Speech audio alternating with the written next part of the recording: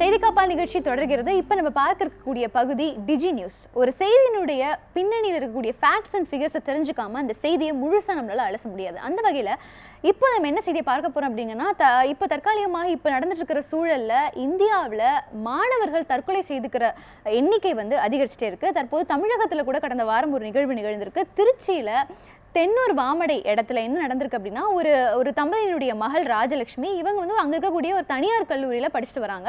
BCom படிச்சுட்டு இருக்காங்க. ஆனால் அவங்களுடைய பள்ளி காலங்களில் அவங்க தமிழ் வழி கல்வியில் படிச்சிருக்காங்க. ஆனால் இங்கே அவங்க எவ்வளவோ வற்புறுத்தியும் அவங்களுடைய தாய் ஒரு ஆங்கில வழி கல்வியில் தான் அவங்கள சேர்க்கணும்னு இந்த கல்லூரியில் சேர்த்து விட்டுருக்காங்க. ஆனால் அந்த ஆங்கில வழி கல்வியில் படிக்க முடியாமல் மன உளைச்சலுக்கு ஆளாகி மண்ணெண்ணெயை ஊற்றி எரிச்சுக்கிட்டு அவங்களே தற்கொலை செஞ்சுட்டாங்க அந்த மாணவி. இந்த மாதிரி பல மாணவர்கள் இந்தியாவில் ஒவ்வொரு நாளும் தற்கொலை செய்து கொள்கிற எண்ணிக்கை அதிகரிச்சுட்டே இருக்கு. ஸோ இதுக்கு பின்னாடி இருக்கக்கூடிய எண்ணிக்கை என்ன, அதைத்தான் டிஜி நியூஸ் பகுதியில் நம்ம பார்க்க போறோம்.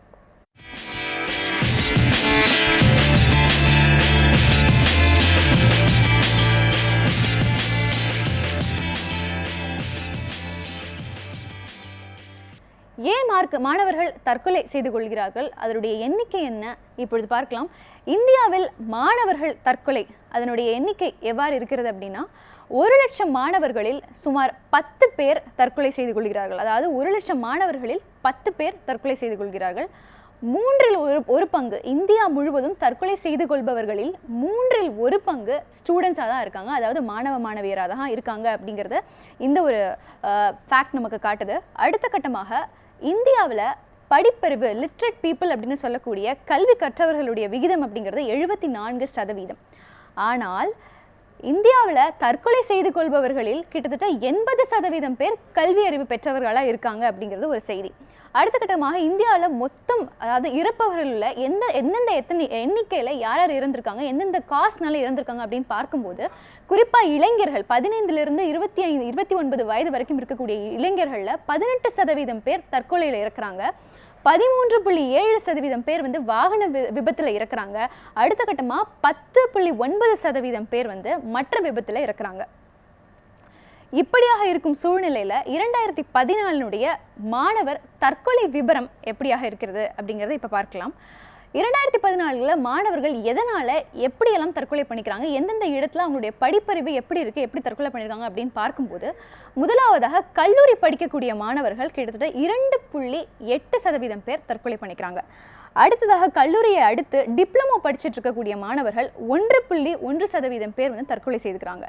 கல்லூரி டிப்ளமோ இதை தாண்டி நம்ம வரும்போது உயர்தொழில் கல்வியில் சேர்ந்து படிக்கக்கூடிய மாணவர்களில் 0.3% பேர் தற்கொலை செய்து கொள்கிறாங்க. அவங்களுடைய எஜுகேஷனல் ஸ்டேட்டஸ் எல்லாம் பார்க்கும்போது அது இப்படியாகத்தான் இருக்கிறது.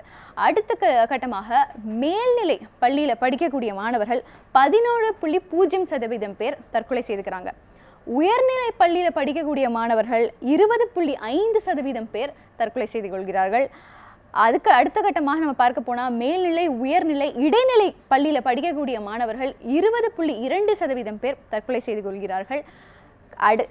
இறுதியாக நம்ம பார்க்கிற போது கடைநிலையாக லாஸ்ட்டாக இருக்கக்கூடியதில் ஆரம்ப கல்வியில் 19.0% மாணவர்கள் தற்கொலை செய்து கொள்கிறார்கள். ஸோ அவனுடைய எஜுகேஷனல் ஸ்டேட்டஸ் இப்படி இருந்தாலும் இந்தந்த ரீதியாக மாணவர்கள் இந்த பர்சன்டேஜில் இந்தியாவில் தற்கொலை செய்து கொள்கிறார்கள் அப்படிங்கிறது தான் விவரமாக இருக்குது.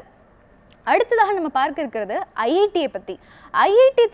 ஐஐடியில் தற்கொலை செய்து கொள்பவர்களின் எண்ணிக்கை எப்படி இருக்குது அப்படின்னா, ஆண்டுக்கு 18% அதிகரித்திருக்கிறது. ஐஐடி மெட்ராஸில் மட்டும் இதனுடைய சதவீதம் எப்படி இருக்குன்னா, கடந்த 5 ஆண்டுகளில் 12 கொலைகள் ஐஐடி மெட்ராஸில் மட்டும் நடந்திருக்கு அப்படின்னு சொல்கிறாங்க. ஐஐடியில் தற்கொலை செய்து கொள்பவர்களில் கிட்டத்தட்ட 90% பேர் தலித் பழங்குடியினர் மாணவர்களாக இருக்காங்க. ஸோ இந்த ஃபேக்டும் நமக்கு தெரியுது. 8 வருடங்களில் நடந்த தற்கொலைகள் அதனுடைய விகிதங்கள் அப்படின்னு பார்க்கும்போது இந்தியாவில் 2007 1.6% மாணவர்கள் தற்கொலை செஞ்சுருக்காங்க. 2008 1.8% மாணவர்கள் தற்கொலை செஞ்சுருக்காங்க. அதோட தற்கொலை எண்ணிக்கைகளையும் நல்லா பார்க்க முடியுது. அடுத்த கட்டமாக 2009 1.6% மாணவர்கள் தற்கொலை செஞ்சுருக்காங்க. 2010 1.8% மாணவர்கள் தற்கொலை செஞ்சுருக்காங்க. இந்த மாதிரி சதவீத வேறுபாடுகளில் தான் நம்மளால் பார்க்க முடியுது. 2011 1.8% மாணவர்களும் 2012 1.9% மாணவர்களும் தற்கொலை செய்து கொண்டிருக்கிறார்கள். இது கடந்த 8 வருட ஆண்டுகளினுடைய விவரம். இது 2014 அடுத்து அடுத்ததாக 2007 நம்ம பார்த்துட்டு இருக்கோம். அடுத்த கட்டமாக அரசின் புள்ளி விவர கணக்கும் சமூக ஆர்வலர்கள் அளிக்கும் புள்ளி விவர கணக்கும் முற்றிலுமாக வேறுபட்டிருக்கிறத நம்மளால பார்க்க முடியுது. ஏன்னா அரசு கொடுக்கக்கூடிய கணக்கு வேற மாதிரியும் சமூக ஆர்வலர்கள் கொடுக்குற கணக்கு வேற மாதிரியும் இருக்கு. தமிழகத்துல 1,00,000 பெண்களில் 148 பேர் தற்கொலை செய்து கொள்கிறார்கள். இது ஒரு விகிதமா இருக்கு.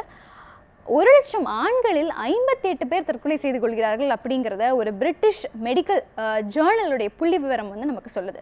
ஸோ இதுதான் இந்தியாவிலையும் சரி, அதை தாண்டி தமிழகத்திலும் தற்கொலை செய்து கொள்பவர்களின் எண்ணிக்கை, அதை தாண்டி மாணவர்கள் இதில் எந்த அளவுக்கு தற்கொலை செய்துக்கிறாங்க, என்ன ஒரு காஸ்ட்னால தற்கொலை செய்திருக்காங்க அப்படிங்கிற விவரமாக இருக்கு. பேசலாம். இதை கணக்கில் எடுக்கும்போது அதிகப்படியான மாணவர்கள் ஏன் தற்கொலை செய்கிறாங்க அப்படின்னா டிப்ரெஷன் அப்படிங்கிற ஒரு விஷயம் காரணமாக இருக்குது அப்படின்னு நம்ம பல இடங்களில் பார்க்குறோம். ஆனால் எல்லா மாணவர்களும் தற்கொலை செய்து கொள்வதற்கு டிப்ரெஷன் மட்டும் காரணமாக இருக்கிறதா?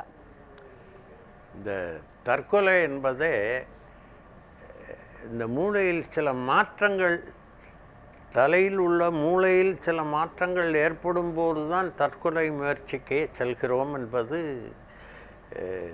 மூளை ஆராய்ச்சியாளர்கள் சொல்வது. எல்லோருக்கும் மூளையில் அங்கங்கே சில குறைபாடுகள் தோன்றலாம். இந்த புள்ளி விவரங்கள் இதை சரியாக காட்டாது.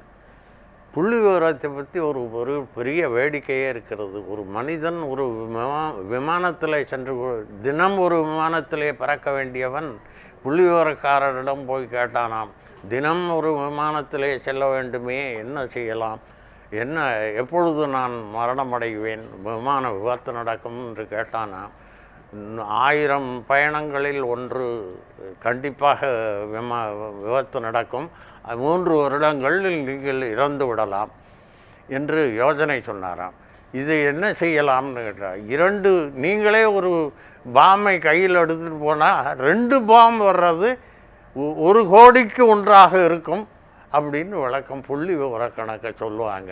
புள்ளி விவரம் எதையுமே சரியாக காட்டாது. புள்ளி விவரத்தை வைத்து ஓரளவு தான் முடிவு செய்யலாம், மற்றபடி செய்ய முடியாது. இது அந்த ஆசிரியர்கள், நல்ல ஆசிரியர்கள் இருக்கும் மாணவர்களிடம் அநேகமாக தற்கொலை குறையும். கோபமான ஆசிரியர்கள் அதிகமாக இருக்கும் இடத்தில் தற்கொலை அதிகமாகலாம். இந்த தற்கொலைக்கு காரணம் அந்த தற்கொலை செய்தவருடைய மனநிலையை ஒழிய வெளியே இந்த தற்கொலையை தூண்டினார் என்று சொல்லும் சட்டமே கொஞ்சம் தவறாக. அதிகப்படியாக தற்கொலை செய்து கொள்கிற மாணவர்கள் தாழ்த்தப்பட்ட சமூகத்தை சேர்ந்தவர்களாகவே இருக்கிறாங்களே, இதை எப்படி பார்க்குறீங்க? அது சரியான கல்வி ஆதாரமும் சமூக அறிவும் அவர்களுக்கு கொடுக்கப்படாததனால் இருக்கலாம். அவர்களுக்கு கொடுக்கப்படாதனால் நாம் அதை கொடுக்க முயற்சிக்க வேண்டுமே ஒழிய அவர்களை குறைத்து விட்டால் அவர் தன்னை போல குறைஞ்சிக்கிட்டே வர்றாங்களே. தற்கொலை பண்ணால் அந்த எண்ணிக்கை குறையத்தானே செய்யும். அந்த முடிவுக்கு வராதிங்க. அவர்களுக்கு அறிவை செலுத்தினால் தற்கொலை குறையும். தற்கொலையை இனி தவிர்க்கவே முடியாது. எங்கேயாவது ஒரு IAS, IPS, ICS எல்லாரும் செய்வாங்க. மாணவனாக இருக்கும்போது என்னை சுற்றி இருக்கிறவர்கள் தொடர்ந்து என்னை தாழ்த்தி கொண்டே இருக்கிறாங்க அப்படிங்கிற ஒரு அறிவை அவர் பெற்றிருக்கிறதால தான் அதனால மன உளைச்சல் ஆகி அவர் இருக்கிறாரு. இதற்கும் கல்வியாளர்கள் அவங்களுக்கு போதிக்க வேண்டியதுதான் தவறு அப்படின்னு நீங்க சொல்றீங்க. இதற்கும் அதுக்கும் என்ன சம்பந்தம்? சொல்லவில்லை நான். சில தாக்கங்களினால் இது ஏற்படலாம். பாருங்க, யாராவது ஒரு அரசியல் தலைவர் தற்கொலை செய்து கொண்டார், என்னால் நாட்டை காப்பாற்ற முடியல, யாருமே செய்யலை, அவன் முயற்சியில் தான் இருக்கா கடைசி வரை. இவர்கள் தான் சரியான தாக்கம் இல்லாததனால் இவர்கள் தற்கொலை செய்து கொள்கிறார்கள். ஒரு அரசியல் மந்திரியோ அரசியல் தொண்டர்களோ அடிக்கடி தற்கொலை செய்து கொள்கிறார்கள். அது ரொம்ப வேறு காரணங்களால் இருக்கும். இப்பொழுது நீங்கள் நான் இருந்த சினிமா தொழில் பார்த்தீர்களால் பல வசதி படைத்த கெட்டிக்கார பெண்மணிகளெல்லாம் தற்கொலை செய்கிறார். அவருக்கு காரணம் அவருடைய மூளையில் ஏதோ ஒரு கோளாறு இருந்ததனால் ஒரு சிறிய குறையை பெரிய குறையாக மாற்றி தற்கொலை செய்து கொள்கிறார்கள். நான் யாரையாவது ஒரு பெண்ணை காதலித்தேன், இந்த பெண்ணுக்கு என்னை பிடிக்கவில்லை, நான் உடனே தற்கொலை செய்து கொள்கிறேன். இப்படியெல்லாம் சிந்திக்கிறவர்கள் மூளை கோளாறு தானே ஒழிய ஒன்றும் இல்லை. அதனால் இந்த மூளைக்கோளாறை கொண்டு தற்கொலை செய்ய வேண்டும் வழியே இந்த